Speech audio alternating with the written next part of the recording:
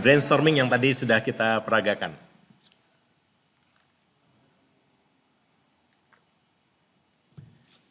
Ketika Bapak Ibu melakukan brainstorming atau curah pendapat, sebetulnya setiap dari kita pasti sudah pernah melakukan ini.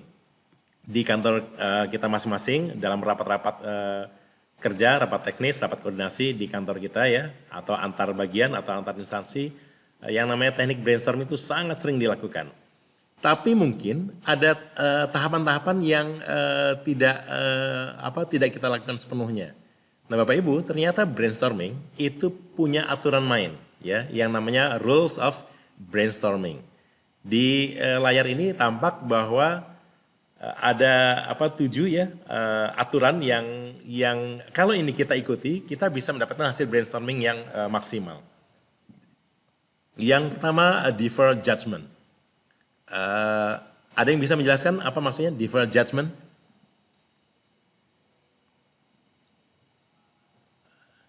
Coba mungkin di antara Bapak Ibu ada yang bisa memberikan pendapatnya. Aturan pertama adalah defer judgment ya. Apa itu maksudnya defer judgment? Ini paling penting nih ya, aturannya nomor 1 nih. Yang mungkin nggak pernah kita ngeh gitu ya selama ini. Silakan.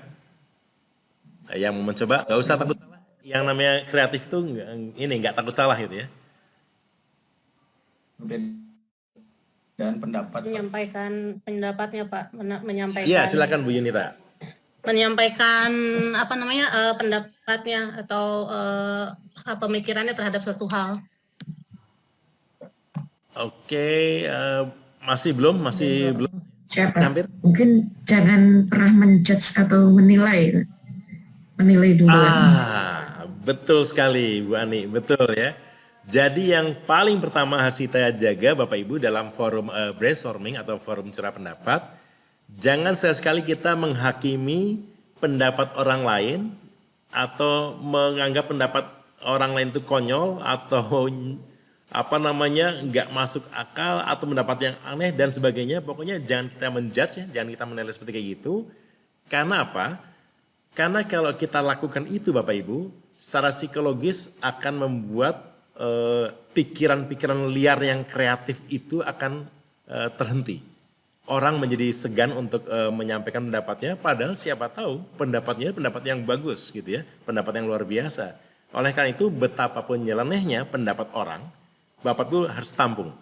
Tidak boleh diejek ya, tidak boleh dilabeli pendapat-pendapat yang konyol dan sebagainya. Gitu ya. Sehingga apa? Ini akan mengencourage ya, akan mendorong orang-orang di dalam forum itu untuk berlomba melahirkan kreativitas dari apa yang mereka pahami tentang satu masalah. Jadi itu aturan main pertama yang terpenting ya, defer judgment. Kemudian yang kedua adalah encourage wild ideas gitu ya. Nah, Bapak Ibu selaku pemimpin rapat hendaknya mendorong ini. Silakan para peserta rapat gitu ya, sampaikan saja apa saja ide-ide yang Bapak Ibu miliki, yang Anda miliki misalnya gitu kan. Dan jangan pernah takut untuk menyampaikan ide meskipun itu aneh gitu ya. Meskipun itu di sini dibilang wild ideas, liar banget gitu kan. Kebanyakan justru di sini Pak hal-hal hebat bisa muncul Pak.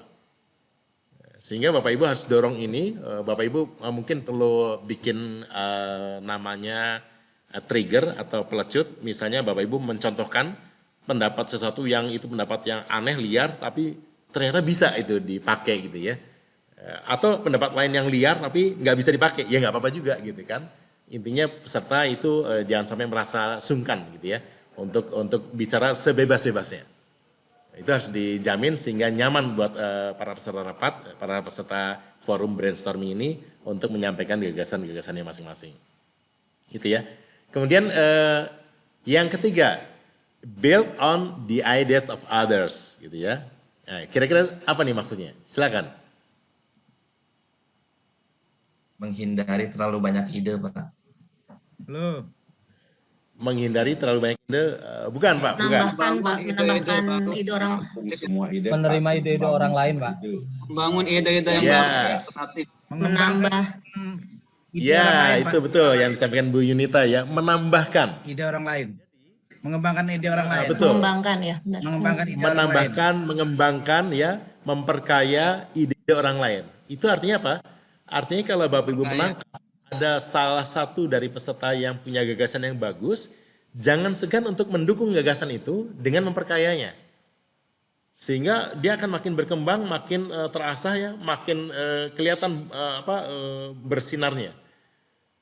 Nah, harus dihindari sebagian dari kita yang kadang-kadang mungkin kurang suka gitu ya, ada like and dislike di dalam ruangan itu, sehingga kalau ada orang lain yang tidak kita suka punya ide bagus, itu nggak kita dukung atau mungkin bahkan kita remehkan gitu ya. Nah ini jangan sampai seperti itu. Jadi Bapak Ibu harus bangun ya, perkaya, kembangkan ide-ide orang yang ada di situ yang Bapak Ibu anggap itu memang menarik untuk dibahas lebih lanjut, gitu ya. Oke. Yang keempat, stay focused on the topic. Stay focused on the topic. Artinya Bapak Ibu jangan kemana-mana nih diskusinya gitu ya. Biasanya kalau udah ngobrol itu karena asik kita berjual beri argumentasi, tanpa sadar mungkin kita sudah belok dari fokus yang seharusnya. Ada Gitu ya. bumbu-bumbu. Dan ini memang keterampilan dari pemimpin rapatnya, keterampilan dari moderatornya yang harus bisa mengarahkan kembali ke fokus pembicaraan. Kemudian ini aturan kelima yang penting juga, dan ini sering kita langgar, ya, yang namanya one conversation at a time. Apa ini maksudnya? Satu Bisa percakapan. satu-satu Pak, jangan saling nimpalin. Oke. Satu percakapan, Pak. Satu percakapan, ya, satu persatu. Jadi Pada jelasnya, waktu. ya betul. Jadi Bapak Ibu, andaikan Bapak Ibu punya peserta 10 orang misalnya, Bapak Ibu pemimpin rapatnya atau moderatornya, maka aturan brainstorming adalah Bapak Ibu harus menggali pendapat-pendapat itu dalam satu putaran dulu, bergiliran, berurutan, ya. Jangan kemudian orang saling menimpali, nggak boleh. Jadi satu ya, terus kalau masih ada ide berikutnya masuk ke putaran kedua.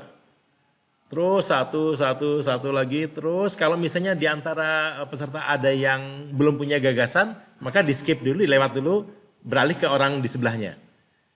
Nah, terus begitu ya, sampai putaran itu betul-betul sudah kehabisan ide, sudah habis.